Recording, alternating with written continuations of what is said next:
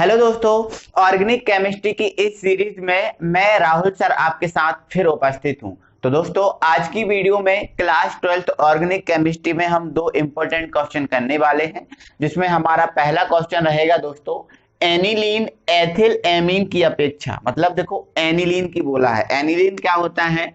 Ring के ऊपर, ये रिंग होती है, इस रिंग के ऊपर NH2, ये होता है एनिलीन। इसने बोला है कि जो एनिलीन है एथिलेमीन, एथिलेमीन क्या होता है?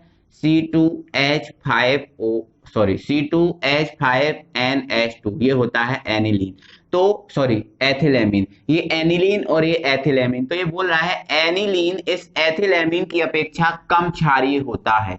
ठीक है, क्यों? मतलब एनिलीन कम क्षारीय होता है और एथिल जो एमीन है ये अधिक क्षारीय होता है। ऐसा क्यों? ऐसा बोला है इसने। ठीक है, तो दोस्तों, कम क्षारीय और अधिक क्षारीय की बात करें, यदि क्षारीयता की बात करें दोस्तों, तो जो ज्यादा इलेक्ट्रॉन त्यागता है, जिसमें इलेक्ट्रॉन त्यागने की प्रवृत्ति ज्यादा होती है, वो होता है अधिक क्षारीय, वो होता है अधिक क्षारीय। और जिसमें इलेक्ट्रॉन त्यागने की प्रवृत्ति कम होती है, वो होता है कम क्षारीय। क्या बोला मैंने? वो क्या होगा? कम क्षारीय होगा। तो ध्यान रखना, जिसमें इलेक्ट्रॉन त्यागने की प्रवृत्ति अधिक होती है वो ज्यादा क्षारीय होता है, और जिसमें कम होती है वो होता है कम क्षारीय। ये चीज आप समझ गए? ठीक है। अब इसमें ऐसा क्या होता है कि ये कम इलेक्ट्रॉन त्यागता है, और इसमें ऐसा क्या होता है कि ये अधिक इलेक्ट्रॉन त्यागता है? ये चीज आपको समझना है। ठीक है, तो दोस्तों आपको बता दूं, मैंने दोस्तों इस टाइप के क्वेश्चन तो मैंने कई बार करा दिए हैं, लेकिन फिर से मैं बता रहा हूं एक बार फिर से। मैंने दोस्तों आपको बताया है कि जो रिंग वाले यौगिक होते हैं, वो रिंग वाले यौगिकों में मीजोमेरिक प्रभाव पाया जाता है, धनात्मक मीजोमेरिक प्रभाव पाया जाता है। इससे पहले हमने एल्कोहल का भी देख लिया मीजोमेरिक प्रभाव, फिनॉल का देख लिया, क्लोरोबेंजीन का देख लिया। ये तो मैंने समझा दिए, तो इसमें कोई दिक्कत नहीं होगी, है ना। तो आप ये समझ गए कि रिंग वाले जो यौगिक होते हैं उसमें मीजोमेरिक प्रभाव पाया जाता है। तो मीजोमेरिक प्रभाव से होता क्या है? तो दोस्तों वो मार्क कर दो।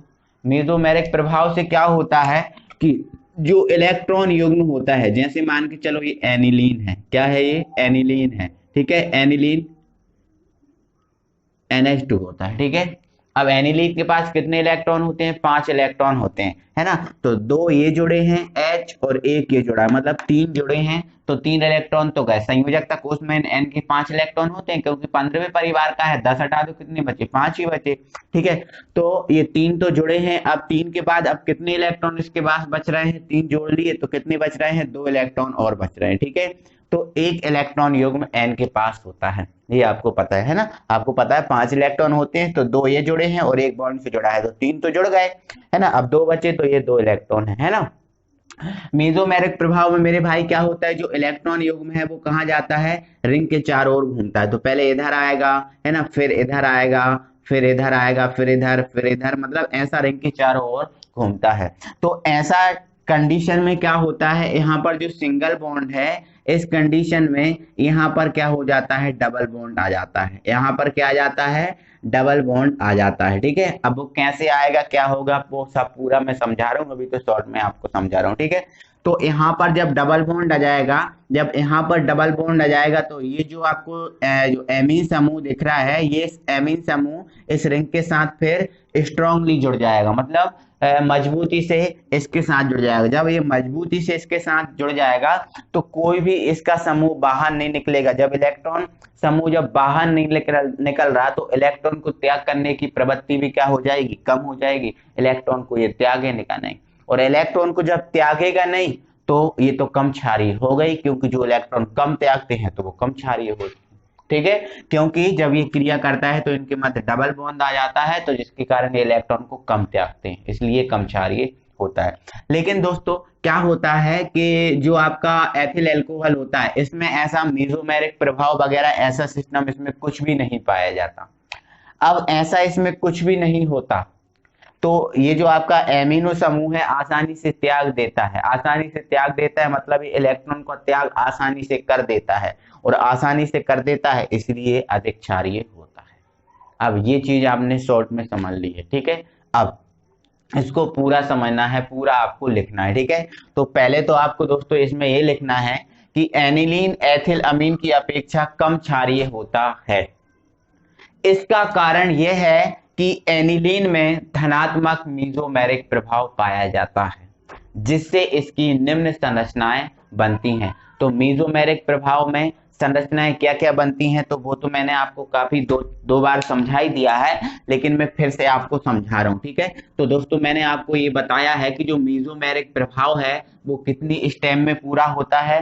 तो ये मीजोमेरिक प्रभाव होता है 5 स्टेपों में पूरा, ठीक है। तो आप क्या कीजिए, पहले बेंजीन की 5 रिंग बना लीजिए, ठीक है। तो एक ये बन गई, ठीक है।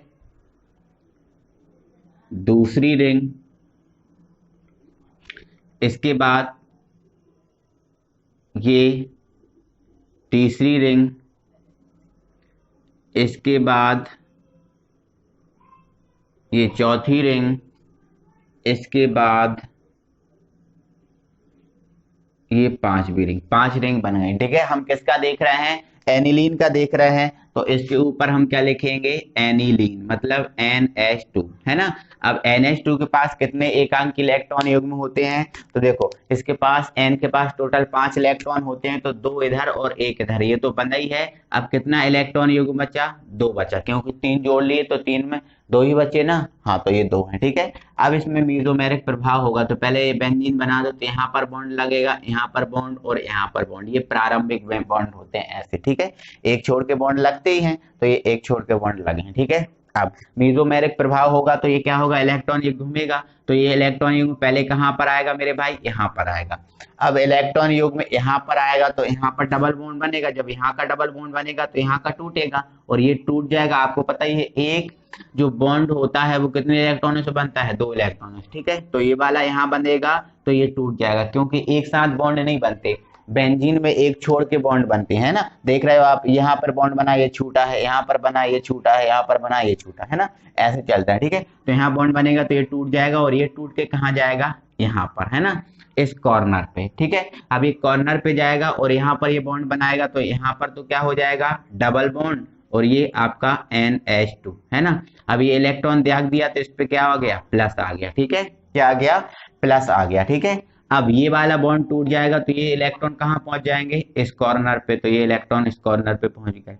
इसके बाद ये वाला बॉन्ड और ये वाला बॉन्ड सेम चलेगा, ठीक है। चलो अगली कंडीशन में क्या होगा, अगली कंडीशन में मेरे भाई क्या होगा, ये जो है ना जो ये वाला मतलब ये यहाँ पर ये इलेक्ट्रॉन इस स्टेप वाले यहाँ चले गए ना, तो आगे स्टेप में क्या होगा, ये वाले जो इलेक्ट्रॉन है वो यहाँ पर बॉन्ड बनाएंगे, ठीक है। जब यहाँ पर बॉन्ड बनाएंगे तो ये वाला बॉन्ड टूट जाएगा और ये वाले बॉन्ड के इलेक्ट्रॉन टूट कर कहाँ पहुंचेंगे, इस कॉर्नर पे, ठीक है। अब देखना यहाँ पहुंच गया तो देखो यहाँ पर तो डबल बॉन्ड है, तो यहाँ पर तो ये डबल बॉन्ड रहने ही वाला है, तो ये आपका NH2 और यहाँ पर ये प्लस है।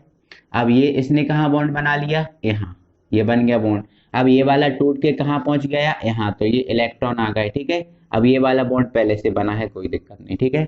अगले स्टेप में क्या होगा, ये वाले जो इलेक्ट्रॉन होंगे कहाँ बॉन्ड बनाएंगे, इस फेस पे, इस फलक पे। अब यहाँ बॉन्ड बनेगा तो ये वाला टूट जाएगा, कहाँ जाएगा, इस कॉर्नर पे, ठीक है। तो अगले स्टेप में क्या होगा, ये तो आपका डबल बॉन्ड रहेगा, कोई दिक्कत ही नहीं है, ठीक है। ये वाला प्लस है तो रहेगा, यहाँ तो बॉन्ड बन ही गया है, इसने कहाँ बॉन्ड बनाया, यहाँ बनाया, ये वाला टूट के कहाँ पहुंच गया, इस कॉर्नर पे पहुंच गया, ठीक है। ऐसा ही हुआ। अब अगले स्टेप में क्या होगा मेरे भाई, जो है ना ये यहाँ पर बॉन्ड बनाएगा, है ना, और ये जब यहाँ पर बॉन्ड बनाएगा तो ये वाला जो बॉन्ड दिख रहा है ना आपको, ये टूट जाएगा और ये टूट के कहाँ पहुंचेगा, अपने स्थान पर, है ना। तो अपने स्थान पर जो इलेक्ट्रॉन थे वो अपने स्थान पे पहुंच जाएंगे, तो ये डबल बॉन्ड किस में चेंज हो जाएगा, सिंगल में, ठीक है। तो ये NH2, ठीक है, और ये इलेक्ट्रॉन थे वो ज्यों के त्यों अपनी जगह पर पहुंच जाएंगे, क्योंकि एक बॉन्ड टूट रहा है ना, यहाँ पर बॉन्ड बन रहा है तो यहाँ टूट जाएगा, तो टूटेगा तो किस में बदलेगा, इलेक्ट्रॉन में, क्योंकि इलेक्ट्रॉन से ही तो बना था, ठीक है, तो बदल गया, ठीक है। अब बॉन्ड कहाँ पर है, यहाँ पर एक बन गया यहाँ पर, और ये बनाए देगा यहाँ पर, तो ये बन गया, ठीक है। तो देखो जब ये क्रिया कर रहा था, देखो कितना इसमें बदमाशी है, जब ये क्रिया कर रहा था तो अपने ऊपर क्या लेके आया था, डबल बॉन्ड। अब डबल बॉन्ड लेकर आया था तो इसका जो इलेक्ट्रॉन है वो बाहर आसानी से नहीं निकल रहा था, और जब बाहर आसानी से नहीं निकल रहा था तो इसलिए तो ये कम क्षारीय था, इसलिए तो कम क्षारीय है ना। तो दोस्तों मैंने जो थ्योरी बताई थी उसको आपको ऊपर लिख लेना है, इसके बाद आपको ये जो दिख रहा है आपको ये लिख लेना है। अब इससे क्या चीज स्पष्ट हो रही है वो लिख देना, ठीक है। तो इससे क्या चीज स्पष्ट हो रही है, इससे स्पष्ट होता है कि एनिलीन के और कार्बन परमाणु के मध्य डबल बॉन्ड आ जाता है, डबल बॉन्ड आ जाता है, जिससे ये एनिलीन आसानी से इलेक्ट्रॉन को नहीं त्यागता, और आसानी से इलेक्ट्रॉन को नहीं त्यागता इसलिए यह कम क्षारीय होता है।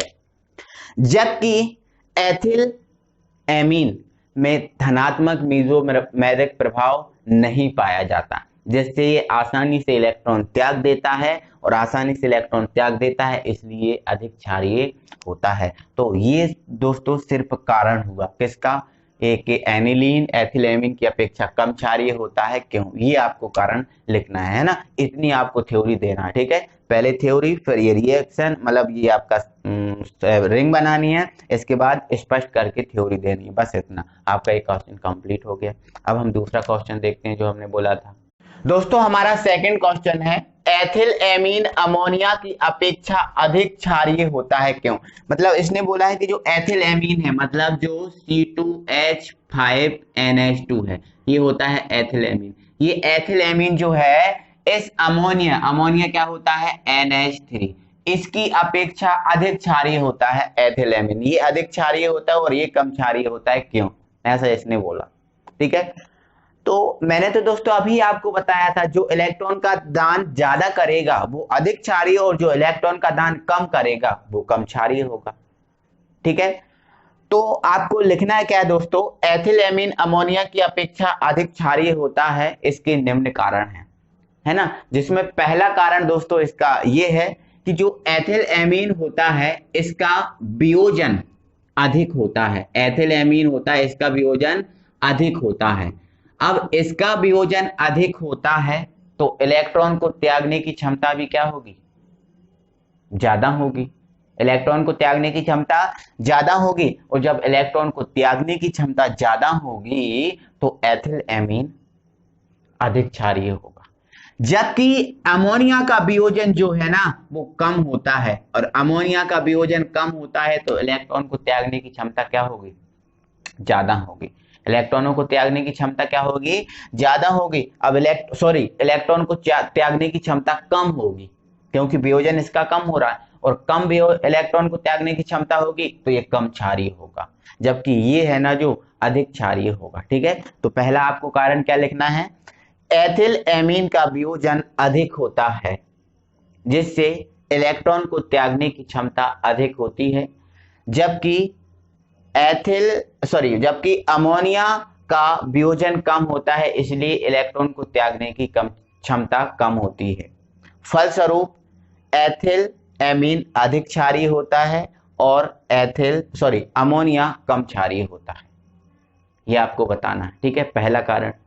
दूसरा कारण दोस्तों ये है कि इसमें देखो प्लस आई, मतलब धनात्मक प्रेरक प्रभाव पाया जाता है, प्लस इंडक्टिव इफेक्ट पाया जाता है। मतलब 11th में आपने ये चीजें पढ़ी थी, है ना।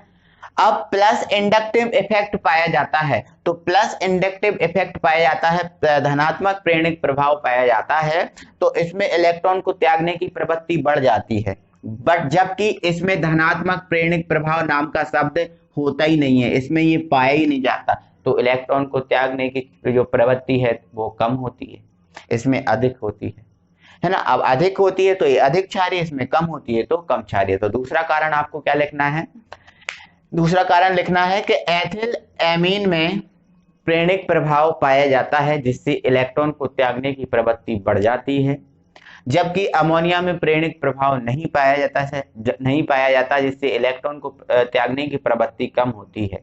फलस्वरूप एथिल एमीन अधिक क्षारीय और अमोनिया कम क्षारीय होता है। ये दो कारण हो गए, आपको यही सब लिखना है, ठीक है। तो ये हमारा क्वेश्चन भी कंप्लीट हुआ। तो दोस्तों अब इसमें मैं बताना आपको ये चाह रहा हूं, यदि एथिल की जगह मैथिल आ गया, एथिल की जगह क्या आ गया, मैथिल आ गया, तो जो शब्द आपने एथिल के लिए बोले हैं वही आप मेथिल के लिए बोल दोगे, है ना। मेथिल क्या होता है, CH3NH2, ठीक है। बस मेथिल एथिल की जगह क्या कर देना, मेथिल, और आपका यही रहेगा आंसर, नहीं बदलेगा, मेथिल की जगह एथिल कर देना बस, है ना। तो आई होप दोस्तों कि आपको समझ में आ गया होगा, अच्छा लगा होगा, मजा आया होगा। तो दोस्तों वीडियो को लाइक कीजिए, शेयर कीजिए, है ना। और अभी तक आपने हमारे चैनल को सब्सक्राइब नहीं किया तो प्लीज चैनल को सब्सक्राइब कर लें और बेल आइकन को प्रेस कर लें। और अंत तक देखने के लिए आपको धन्यवाद।